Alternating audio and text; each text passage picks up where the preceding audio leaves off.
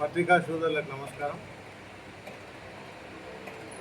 ఈరోజు ముఖ్య సమస్య వరి రైతుల గురించి మాట్లాడేందుకు వచ్చినాము. ఊతలయ్యి నెలన రైతుంది ఎక్కువ తక్కువ. కళ్ళాల మీద పంట పడున్నది. కళ్ళాల దిక్కు చూసే నాదులు లేడు.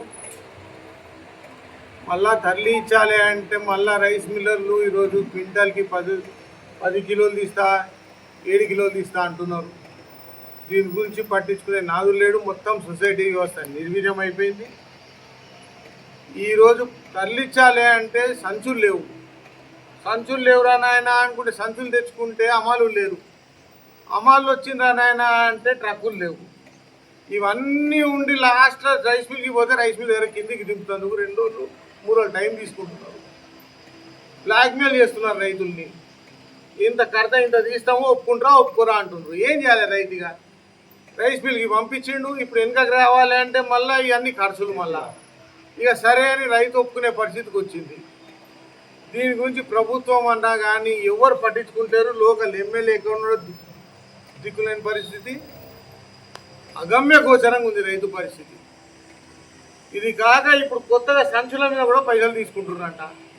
18 రూపాయలు 20 రూపాయలు దేనికంటే ఖర్చులకు అంటున్నారంట. ఏం ఖర్చులు, దేనికి ఖర్చులు అవుతున్నాయో ఇది దయచేసి ప్రభుత్వం పట్టించుకోవాలి. ఇమ్మీడియట్గా రైతు దగ్గరికి వచ్చి ఆ పంటను ఫస్ట్ తరలించే ప్రయత్నం చేయాలి. నెలన్నర అవుతున్నది, దానికి దిక్కు లేదు. రెండో విషయము, 3 నెలల కింద కోతలైనవి మక్కలు. ఈ సగం దగ్గర మక్కలు తరలించుకోలేదు. ఇంకో సగం దగ్గర తరలించిన మక్కలకు కూడా పైసలు వేయలే.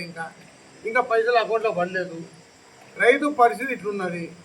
రేవంత్ రెడ్డి ఏం చేస్తున్నాడో, అలా ప్రభుత్వం ఏం చేస్తున్నదో దయచేసి వాళ్ళు చెప్పాలి. నాయకులు ముగ్గురు నలుగురు నాయకులు ఉన్నారు ఈ కాన్స్టిట్యున్సీలా.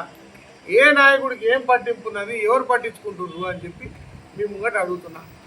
ఒక్కసారి కళాల మీకు రండి, రైతుల గోస చూడండి, అలా బాధ చూడండి.